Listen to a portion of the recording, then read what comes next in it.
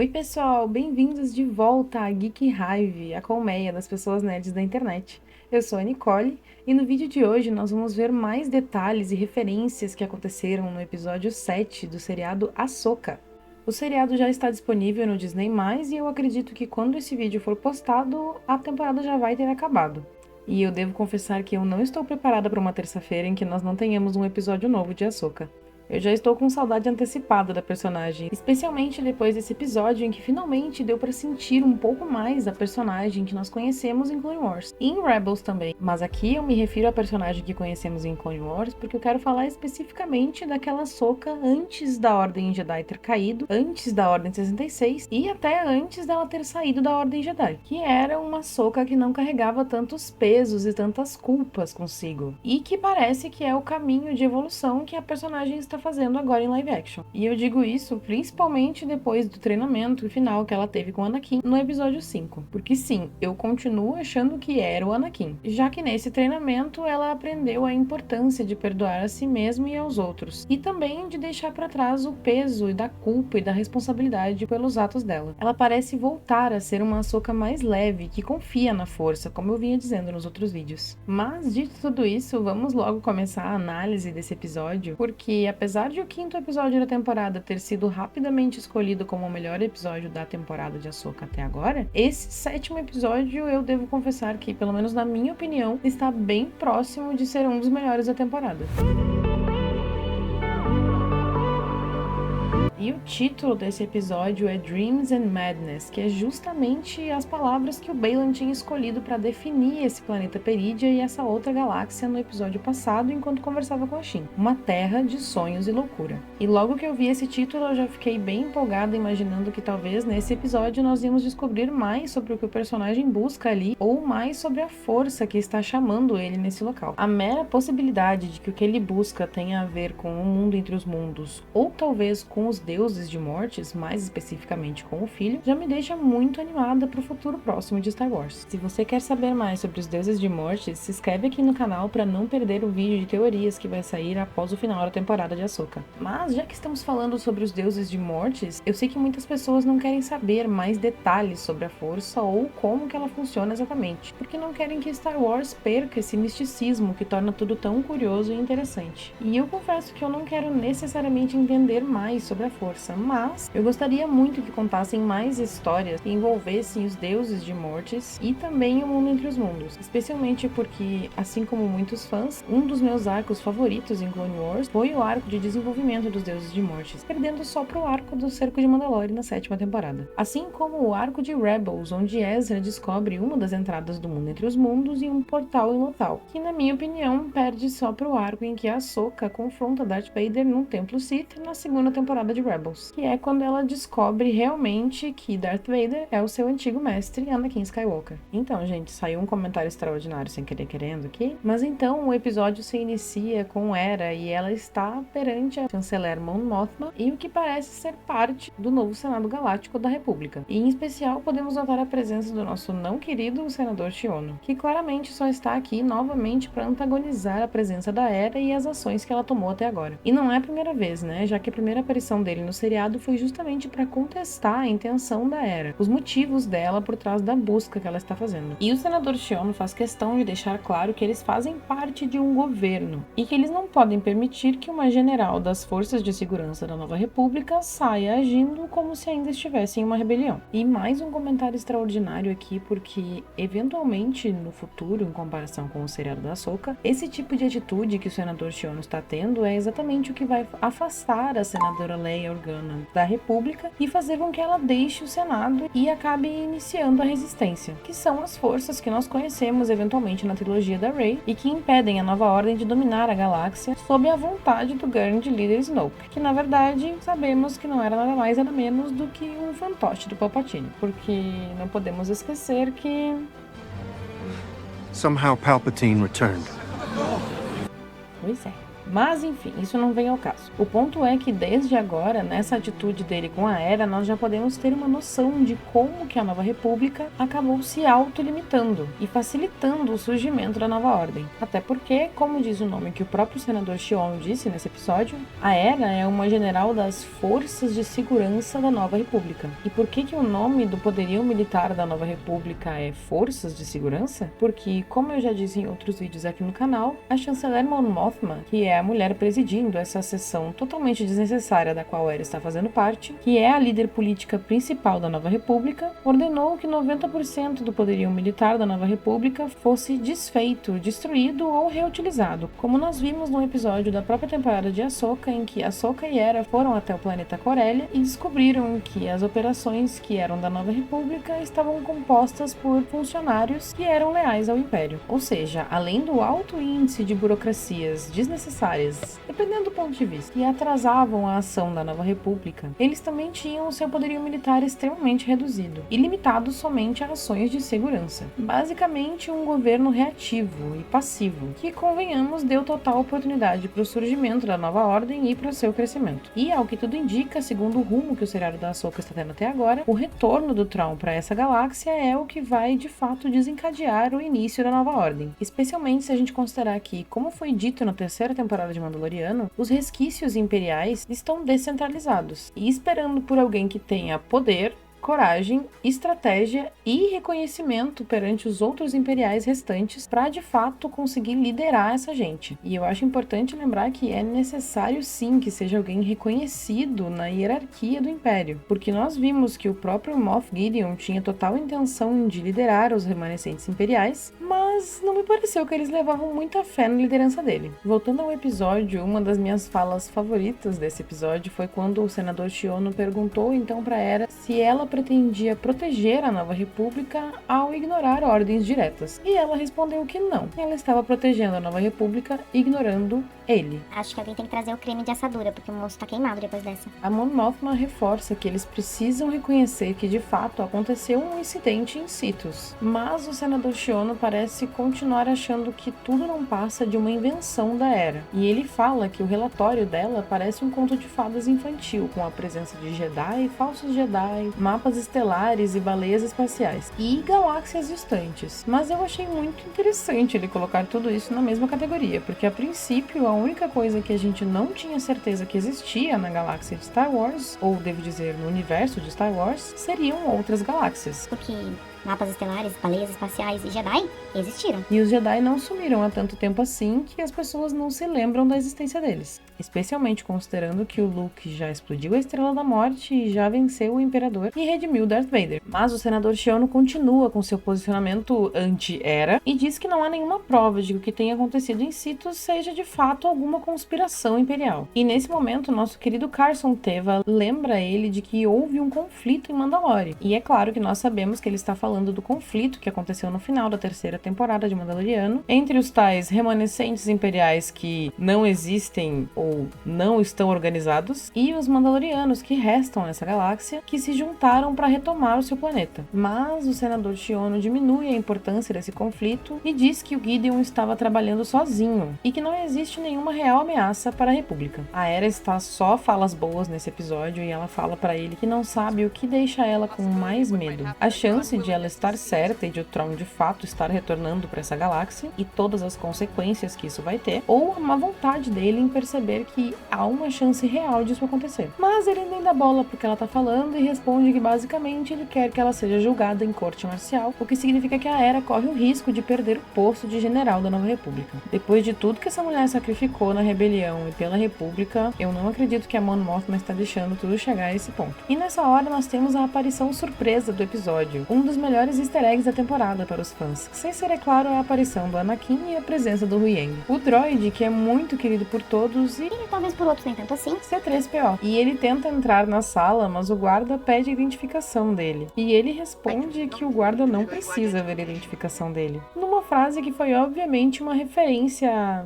You don't need to see his identification. frase de Obi-Wan Kenobi, no filme Star Wars Episódio 4, Uma Nova Esperança. E claramente ele não precisava mesmo, porque até a chanceler Mon Mothma conhece ele. E aqui vai um combo de comentários extraordinários, porque, pra quem não sabe, a Mon Mothma era senadora da República na mesma época em que Padmé Amidala, que é a mãe de Luke e Leia, também era senadora. Então ela reconhece o C-3PO porque ele passou muito tempo junto com a Padmé no Senado Galáctico. E pra quem não sabe, ou talvez não se lembra, o C-3PO foi um robô que o Anakin montou enquanto ainda era criança em Tatooine, e que ele eventualmente levou com ele. E o R2-D2 era um astromech, um robô mecânico que acompanhava Padmé na nave dela. Quando Anakin e Padmé eventualmente se casaram, eles não podiam trocar alianças, já que eles deviam manter o relacionamento e o casamento totalmente em segredo. Então, eles tiveram a ideia de trocar de droides. E foi assim que, depois do casamento, o C-3PO, que antes andava com Anakin, começou a acompanhar Padmé. E R2-D2, que era o droide da Padmé, virou o astromech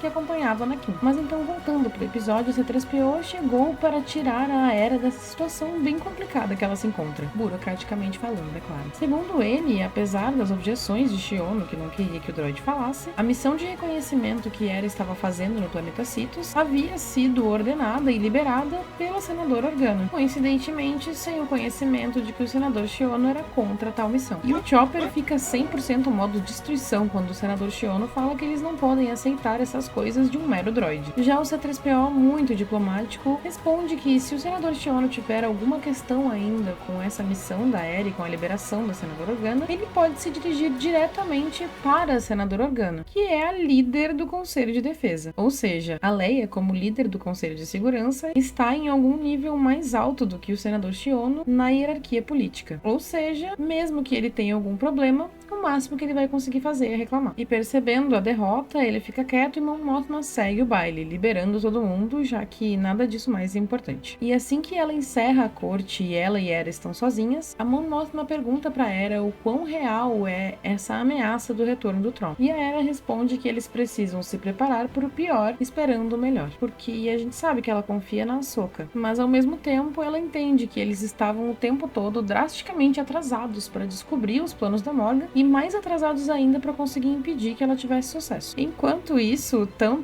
distante dali, de volta na nave de Ahsoka e Huyang, que continua dentro da boca de um Purrgil a caminho da outra galáxia, mais precisamente a caminho do planeta Perídia, se eles tiverem a sorte dos Purrgils saberem para onde tem que ir, Ahsoka está treinando e revendo uma gravação de Anakin, que ele fez enquanto eles ainda treinavam juntos, quando ela era padawan dele. Acredito que para que ela tivesse a presença dele mais tempo. E eu acredito que ela já deve ter visto essas gravações várias vezes, mas também acho que já devia fazer algum tempo que ela não assistia nenhuma delas, justamente por toda a culpa que ela carregava com relação ao destino de Anakin. E nós também já tínhamos visto essas gravações que o Anakin fez para ela antes, em Rebels, porque a Ahsoka tinha disponibilizado algumas delas para o Kanan enquanto ele treinava o Ezra, durante a segunda temporada. E essa gravação em específico que a Ahsoka está revendo, lembra muito as palavras que o Anakin disse para ela em um episódio de História dos Jedi, onde ele ensina ela a se defender de outros seres e não somente de droids. Em História dos Jedi, ele ensinou ela a se defender dos Clone Troopers, mas aqui nesse episódio ele cita especificamente o General Grievous, a Asajj Ventress e o Conde Dooku. E aí foi mais um momento de alegria pra mim e acredito que pra muitos fãs de Clone Wars também, porque a personagem da Asajj nunca apareceu em live action, mas ela é muito adorada pelos fãs porque é uma personagem do lado sombrio muito bem desenvolvida e muito interessante, mas até agora ela só tinha aparecido em Clone Wars, então citarem ela num live action já me deixa muito feliz. Todos os reconhecimentos de que Clone Wars é 100% canon é muito importante, especialmente considerando que tem muitas pessoas que têm grande resistência a assistir e reconhecer as séries animadas de Star Wars. Mas além de tudo isso, das pessoas que o Anakin citou, a Asajj é a única que fez de fato confronto direto com a Ahsoka em várias ocasiões durante Clone Wars, porque a Asajj era aprendiz Sith do Conde Dooku, mas depois, quando já não era mais, ela chegou a cooperar com a Ahsoka quando a Ahsoka foi presa por ser suspeita de mandar explodir o Templo Jedi, e também por matar a pessoa que teoricamente ajudou ela com isso, para encobrir seus rastros. Se você não sabe do que eu estou falando, eu sugiro fortemente que você assista os vídeos introdutórios do canal, que são vídeos que falam tudo sobre a história da Ahsoka Tano.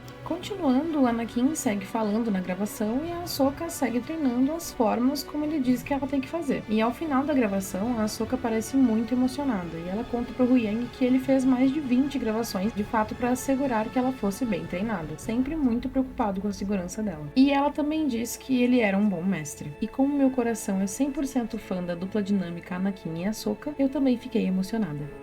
O Huyang anuncia que os Purrgil estão prestes a sair da rota hiperespacial intergaláctica e ela responde que eles têm que achar a Sabine assim que possível. O Huyang segue cheio de dúvidas. Ele duvida que os Purrgil tenham ido na direção certa, duvida que os Purrgil saibam que eles precisam ir para uma galáxia específica, duvida que se eles chegarem nessa galáxia que eles vão conseguir achar o planeta específico onde Sabine está. Lembra a Ahsoka de que os mapas estelares deles são completamente inúteis nessa outra galáxia. E a Ahsoka brinca com o droid dizendo que ele devia ter falado alguma coisa, já que ele era tão contra toda a missão que eles estavam fazendo. E essa interação brincalhona e meio sarcástica entre a Ahsoka e o Huyang me lembrou muito que, além de Padawan do Anakin, ela também era aprendiz do mestre Obi-Wan Kenobi. E acabou também carregando muitos traços dele, como essas tiradas sarcásticas que ela fez com o Huyang. E então os Purrgil de fato saem da rota em que eles estavam e chegam ao planeta Perídia. E não é que a confiança da Ahsoka valeu a pena mesmo? Ahsoka e Huyang logo têm que sair de dentro da boca do Purrgil com a nave porque alguma coisa está errada. Os Purrgil parecem estar sob ataque. O Thrawn tinha cercado o planeta com minas que estavam sendo acionadas com a proximidade dos Purrgil. E o Huyang bem rápido zica todo o rolê falando que pelo menos os Purrgil estavam ali e as minas estavam sendo atraídas para eles. E nisso todos os Purrgil zarpam pra longe dali, deixando a nave de Ahsoka e Huyang para lidar com todo o campo minado pela frente. Mas eles conseguem sair desse campo minado e assim que conseguem, eles avistam o Olho de Sião, mais próximo da órbita do planeta Perídia. E logo depois disso, eles já começam a ser perseguidos por algumas naves. E Ahsoka usa suas habilidades de voo junto com suas habilidades de usuária da força para desviar de um interminável ossuário de baleias, um cemitério que formou anéis na volta do planeta. Thrawn é avisado por Enoch que tudo o que ele tinha previsto estava de fato acontecendo. Um grupo de Purrgils havia se aproximado do planeta e junto com os Purrgils estava uma nave T6, que é uma nave clássica conhecida por ser uma nave Jedi. E ele, bem esperto, logo presume que a Ahsoka está se aproximando do planeta. Nesse momento, a Morgan repassa para ele as informações sobre a Ahsoka contidas no Banco Inquisitorial. Para quem não sabe, é o nome do grupo de inquisidores criados e treinados sob a liderança de Darth Vader. E nesse momento, consultando o banco de dados, o Thrawn descobre que o mestre da Ahsoka foi ninguém menos do que Anakin Skywalker. E logo ele fala pro Enoch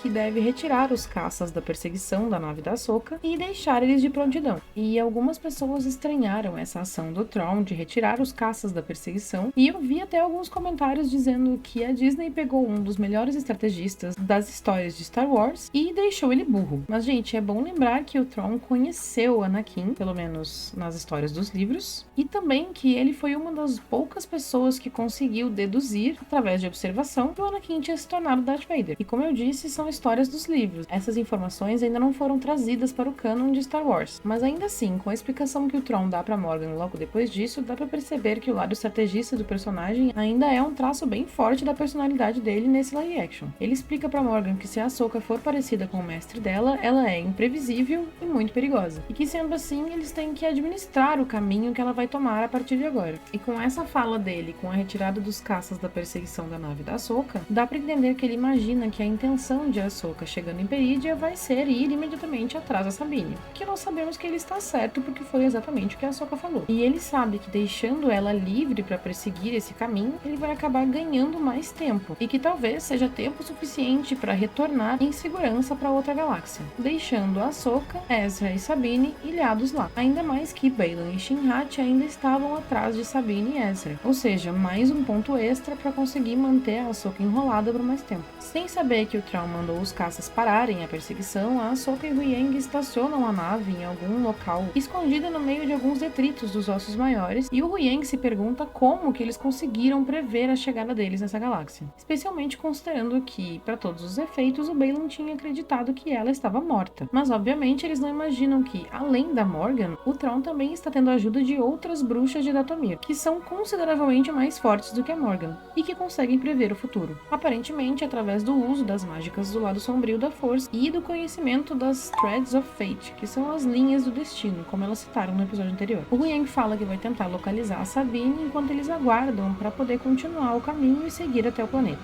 Enquanto isso, junto com o vilarejo andante de Tortuguitas, a Sabine está junto com Ezra e ela está descansando. E aparentemente a menina Sabine já contou a maior parte das coisas importantes para o canon até esse momento para o Ezra. O Império foi derrotado na Batalha Batalha de Endor, o Imperador morreu, e eu adoro que ela diz que isso é o que as pessoas falam, porque, né, nós sabemos o que vai acontecer no futuro. E Sabine também contou pra ele que o Zeb está treinando recrutas para a Nova República. E pra quem não assistiu Rebels, Zeb é Garazeb Orrelios, que apareceu brevemente na terceira temporada de Mandaloriano. E além disso, a Sabine também conta que a Hera é uma general da Nova República. Aparentemente, a Sabine esqueceu de dizer que quando Ezra foi para outra galáxia com o Thrawn, a Hera estava grávida. E que agora o filho dela já deve ter entre seus 10 ou 12, no máximo 15 anos. Ou se ela disse isso, essa informação não abalou muito ele. Mas eu acho que ela não contou essa parte pra ele ainda. E, além de não ter contado isso, ela também não contou como que ela chegou até lá e como que ela planeja fazer com que ela e o Ezra consigam voltar para outra galáxia. E, de novo, evitando falar sobre esse assunto, ela começa a contar pro Ezra que a Ahsoka começou a treinar ela depois que ele foi embora. E ele, claramente, parece muito com todos nós, que também imediatamente não entende por que ela estava treinando com a Ahsoka. Parece que o Ezra não imaginava que a Sabine tinha alguma aptidão para a força o suficiente para ser treinada como uma Jedi. E então ele pergunta para Sabine se a Ahsoka está vindo. E para Sabine, a Ahsoka está morta, né? E tá aí mais um dos assuntos complicados que a Sabine não quer conversar sobre. E, sinceramente, esse é um artifício de roteiro do qual eu não gosto muito. E que geralmente é muito usada nos seriados. Essa história de não querer conversar sobre as coisas só porque elas são difíceis é bem clichê. Eu acho um pouco cansativo pensar que, especialmente com tantas coisas em risco como é no caso da Sabine, que pessoas adultas iam ter tantos problemas assim para ter uma conversa difícil. Ela presenciou guerra a vida inteira e agora não quer se esforçar para ter uma conversa difícil para, quem sabe, agir mais rápido e tentar impedir o recomeço de uma nova guerra? Entendi. Mas enfim, enquanto eles conversam, nós vemos que Baylan Skoll e Shin Hati estão se aproximando da localização de Sabine e Ezra. Thrawn pede às grandes mães que elas descubram a localização da nave de Ahsoka, na tentativa de conseguir destruir a Ahsoka sem ter que desperdiçar mais recursos. E justamente quando a Ahsoka vai usar a força, e logo mais nós vamos falar por que ela estava usando a força, vai ser que as grandes mães vão de fato conseguir achar a localização dela. E esse é um detalhe que eu acho interessante, porque no livro da Ahsoka, a gente percebe que ela tem muito receio de usar quaisquer aspectos da força, porque ela sabe que outros usuários da força, provavelmente mal intencionados, podem se aproveitar desse momento em que ela usa a força para achar ela, que é exatamente o que acontece agora quando as grandes mães de Dathomir conseguem achar ela. Mas enquanto isso, o Huyang tinha avisado a Ahsoka que ele não estava conseguindo localizar a Sabine, e a Ahsoka diz que ele não precisa tentar de novo. Ela diz que conhece uma outra forma de contatar Sabine e é para isso que ela vai usar a força. E o Huyang duvida, perguntando se ela acha que a conexão delas é tão forte assim. Mas a Ahsoka nem tem tempo de responder, porque ela já está 100% concentrada tentando achar a Padawan. E sim, a conexão delas é forte o suficiente para isso. Assim como Leia se conectou com Luke quando eram jovens e Luke se conectou com Leia quando eram mais velhos, e como Kylo Ren se conectou com Rey, a Ahsoka consegue se conectar com Sabine. E aqui mais um comentário extraordinário bem breve para dizer que depois da Ordem 66, a Ahsoka tentou usar essa conexão através da força para se conectar com Anakin, mas ela não foi capaz de sentir ele. E isso porque nesse momento em que a Ahsoka tentou se conectar com Anakin, a Padme já tinha morrido, o Anakin já tinha queimado e tinha se tornado Darth Vader completamente. Então, de fato, naquele momento, Anakin Skywalker não existia mais. O Ezra está do lado da Sabine e fica bem preocupado, sem saber por que ela tá com uma cara estranha e não tá mais respondendo ele. Mas, enquanto isso, a Ahsoka e a Sabine ficam bem felizes. A Sabine não entendeu exatamente o que aconteceu, mas ela explica pro Ezra que ela sentiu alguma coisa, uma presença familiar. E a Ahsoka sabe onde a Sabine está. Só que nesse momento o Thrawn já sabe onde ela está e a nave dela está novamente sob ataque. E ela e Huyang saem dali o mais rápido possível para ir até Ezra e Sabine. Enquanto isso, Baylan e Shin já estão bem visíveis pelo vilarejo de tortuguitos andantes e por Ezra e Sabine. Mas eles param um tempo para conversar antes de atacar. E o Baylan dá instruções para Shin de que ela deve contatar o Thrawn e dizer que achou o Ezra e Sabine e depois que ela deve matar eles e tomar o seu lugar no Império do Thrawn. A Shin fica choquita de perceber que o Baylan não vai ajudar ela e nem sequer acompanhar ela. E ele explica que a ambição dela está levando ela para uma direção e o caminho dele é outro. Então a Padawan faz exatamente o que o mestre dela instruiu e avisa o Thrawn de que ela tem a localização de Ezra e Sabine. Mas antes de ir embora, o Baylan dá uma última lição para Shin. Ele diz que a impaciência pela vitória vai garantir a derrota. O Thrawn ordena que 2 naves vão até lá e apoiem o ataque terrestre deles. O vilarejo de tortuguitos foge desesperado desesperadamente da presença das forças dos mercenários, no geral eles são todos bem indefesos e só conseguem se defender tocando algumas pedras na cabeça dos inimigos. Eventualmente, o Ezra sinaliza que eles devem parar e se esconder dentro das casas e que ele e Sabine vão lidar com as forças de Thrawn. E é nesse momento que a nave de Ahsoka começa a sobrevoar o local da batalha onde eles estão. A Shin se aproxima e eu adorei a explicação da Sabine para quem ela é. Ela fala pro Ezra que a Shin é como ele, mas que não tem o mesmo senso de humor. Ele pergunta sabre de luz para confirmar que ela é uma Sith ou pelo menos uma usuária da força que não está do lado deles. E a Sabine confirma. A Ahsoka avisa pro Huyang que ela precisa fazer alguma coisa e apesar das objeções do droide milenar, ela fala que basicamente ela vai se jogar da nave em movimento, enquanto o Huyang voa com ela próximo ao chão. Eu diria que é uma péssima ideia para qualquer pessoa, mas considerando que a Ahsoka correu em cima de uma nave que estava caindo para um planeta, enquanto fugia de troopers e tentava alcançar outra nave durante a 7ª temporada de Clone Wars, eu acho que ela consegue fazer isso bem de boa. E de fato ela consegue, mas logo que ela sai da nave, quem que está no caminho dela de novo? Pois é, Baylan Skoll. E ele diz que não pode permitir que ela interfira. E a Ahsoka responde que ela não tem tempo para isso. E depois de um confronto bem curto, mas muito estiloso, o Baylan diz para ela que ela não vai conseguir derrotar ele.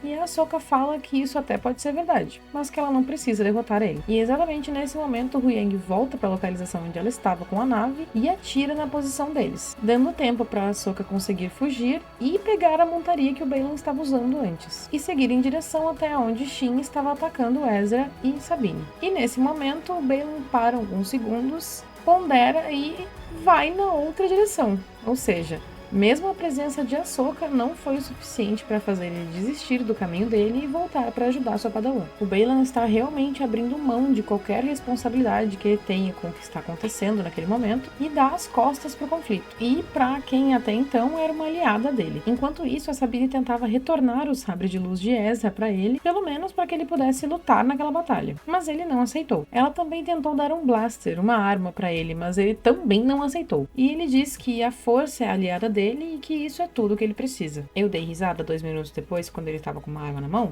Sim, a Shin enfrenta o Ezra, que consegue muito bem lidar com ela, mesmo sem uma arma e sem um sabre de luz. E a Sabine logo corre para ajudar o amigo. E quando parecia que a Shin estava em desvantagem, chegaram as naves que Thrawn tinha mandado para apoiar esse ataque dela. E, pego desprevenido, a Shin consegue jogar o Ezra longe, deixando a Sabine enfrentando a Shin novamente. De volta na nave Quimera, o Thrawn observa o avanço das tropas no mapa holográfico e acaba percebendo a ausência do Baylan. Mas se vocês acham que eles perceberam a ausência dele nesse momento para, quem sabe, usar isso como gancho para nos dar alguma explicação sobre o caminho de Baylan depois, vocês e eu nos enganamos, porque eles notaram a ausência do Baylan e é isso aí mesmo, gente, a vida que segue. Dá para notar que a Shin Hati se sente muito mais confiante com a presença dos coleguinhas imperiais, e assim que eles chegam e cercam Sabine e Ezra, ela já ordena que eles destruam os dois. Mas obviamente eles não conhecem as habilidades do Ezra de enrolar, de dialogar com o inimigo. Or we could just... Don't you want to take us as prisoners? As prisoners? Fire! Mas antes que qualquer coisa acontecesse, a Ahsoka finalmente chega no rolê e ela impede que a Shin consiga destruir a Sabine e Ezra. E os três contra-atacam a Shin e as forças imperiais do Thrawn. E enquanto isso, o Thrawn, que observava tudo à distância, mandou que as naves e os troopers restantes voltassem para a base na Quimera. O Thrawn aceita sem problemas as perdas e está bem satisfeito com o fato de que, como eu disse, eles conseguiram atrasar a Ahsoka o suficiente. O carregamento da carga misteriosa que ele estava botando na Quimera para as grandes mães já está quase completo. E logo eles vão sair dali e deixar todos eles para trás, presos em Perídia. Nisso, as forças imperiais saem dali e Shin fica para trás, abandonada, sem mestre e sem apoio. Ahsoka, tal qual uma Jedi muito benevolente, fala que se a Shin entregar a arma, ela pode ajudá-la. Mas a Shin nitidamente não tem interesse em ser ajudada por nenhuma Jedi. E nesse momento a menina não se importa nem com a tal sede de poder que eles estão falando que ela tem e que eu, sinceramente, não vi em nenhum momento dessa temporada. E assim a Shin Hati foge. E então o momento que todos estávamos esperando, mais uma reunião agora de Ahsoka e Sabine e também de Ahsoka e Ezra. E agora uma Ahsoka Ahsoka que não está tão pesada pelos erros passados, nem os dela, nem os de Sabine. E no reencontro de Ahsoka com Ezra que deu pra perceber que realmente a Ahsoka está evoluindo e se aproximando mais do que a Ahsoka realmente era antes de tudo de ruim que aconteceu com ela. Eu fico muito feliz de ver a evolução da personagem nesse seriado porque nós conseguimos ver que é uma Ahsoka que deixou os traumas dela pra trás. Eu gosto muito como a personagem começou o seriado de uma forma mais séria, sem expressão, meio etérea e talvez até distante emocionalmente, pra agora estar tão diferente, se mostrando essa Ahsoka alegre, feliz, tranquila com o futuro e confiante na força. E enquanto eles se reúnem e Huyang se aproxima com a nave, os Tortuguitos saem de seu esconderijo. Afinal, todos estão entre amigos. E Ezra fala que ele está com uma sensação, a sensação de que ele finalmente vai conseguir ir pra casa. E é isso, meus amigos, assim nós chegamos ao final do 7º episódio, o penúltimo episódio dessa temporada de Ahsoka. E eu sei que antes da estreia da temporada, o Dave Filoni tinha dito em alguma entrevista que essa temporada de Ahsoka ia lembrar muito como se fosse uma 5ª temporada de Rebels. Mas eu confesso que nenhum outro episódio, além do primeiro até agora e agora o 7º, me deu realmente a sensação de que eu estava assistindo uma continuação de Rebels agora em live action. Eu sigo muito feliz com o seriado como ele está sendo apresentado pra gente. As caracterizações estão muito fiéis aos personagens que nós conhecemos. A atuação está maravilhosa. A trilha sonora me arrebenta em todos os episódios. Toda vez que toca a música tema da Ahsoka, eu fico muito emocionada. E nada vai superar pra mim o retorno e a redenção de Hayden Christensen como Anakin. E eu devo dizer que eu achei que ficou pouca coisa pra amarrar nesse próximo e último episódio da temporada. Mas mesmo assim, eu acho que vai faltar tempo pra colocar tudo o que eu acho que é importante de colocar pra continuidade da história de Star Wars nesse episódio. Especialmente considerando que não sabemos o futuro de Baylan, nem o caminho que ele quer trilhar pra chegar nesse futuro, que da forma como ele fala que busca o começo talvez seja no passado, e também considerando que agora Shin-Hati também está abandonada em Perídia, porque eu duvido que ela vai conseguir chegar na Quimera com essa montaria de lobo rápido o suficiente para ir com eles de volta para outra galáxia. E óbvio, além desses dois personagens, tem também o destino de Thrawn, Morgan, Ezra, Sabine e Ahsoka para amarrar. E eu espero que o destino de todos eles seja voltar para a galáxia de onde eles vieram. Considerando a importância do Thrawn pro surgimento da Nova Ordem, eu acredito que ele com certeza vai voltar, mas eu sinceramente não sei o que eu vou achar se todos os outros personagens ficarem presos em Perídia. Se bem que a essa altura do campeonato, quem viajou de Purrgil uma vez, viaja de novo, né? Então, a não ser que o episódio 8 seja bem longo, ou que eles só nos mostrem o necessário para que cada uma dessas histórias cheguem ao seu ponto final dessa temporada, eu acho que vai faltar tempo. E vocês? Eu quero saber o que vocês estão achando dessa primeira temporada de Ahsoka até agora. E eu tô dizendo primeira temporada porque eu tenho grandes esperanças de que a Disney resolva renovar o seriado para mais uma temporada antes do filme que vai contar a finalização da história do Mandoverse, como eles estão chamando, que é esse universo novo de Star Wars que foi originado com o seriado Mandaloriano. E eu espero que a Ahsoka ganhe uma segunda temporada, especialmente considerando que nesse período de Star Wars existem tantas histórias a ser contadas, mas essas histórias envolveriam a presença de Luke, Leia e Han Solo. E a Disney parece não ter nenhum interesse em elencar outros atores para esses papéis. Pelo menos não no futuro próximo. Ou seja, se eles não explorarem mais esses personagens que nós conhecemos melhor nessa temporada de Ahsoka, além dos personagens que nós já conhecemos do seriado Mandaloriano, nós não vamos ter muito dessa época para ser explorada, né? E aí só nos resta a época da Rey. Mas enfim, pessoal, esses foram todos os detalhes e referências que eu achei nesse episódio 7 de Ahsoka. Vocês tinham percebido as mesmas coisas? Teve algum detalhe ou referência que eu esqueci de comentar e você achou importante? Se tiver, deixa nos comentários aqui desse vídeo. E se você chegou até aqui e gostou desse conteúdo, considere deixar um like nesse vídeo e quem sabe se inscrever no canal, especialmente para não perder o próximo vídeo de análise do final da temporada de Ahsoka e também o vídeo de teorias para o futuro de Star Wars. É isso, pessoal, nos vemos no próximo vídeo. Que a força esteja com vocês, sempre!